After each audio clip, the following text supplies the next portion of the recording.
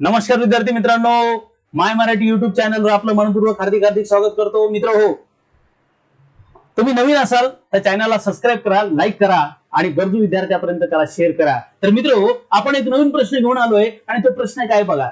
चांदण्या रात्रीचा पंधरवाडा, चांदण्या रात्रीचा पंधरवाडा, ज्या वेळेस चांदण्या 15 दिवस सारख्या असतात, तो जो पंधरवाडा असतो त्या पंधरवाड्याला काय म्हणतात, हा बीड पोलीस 2016 ला विचारलेला प्रश्न आहे। तर लक्षात घ्या, चंद्रपक्ष म्हणतात का? चंद्रपक्ष नावाचा काही शब्दच नसतो बघा।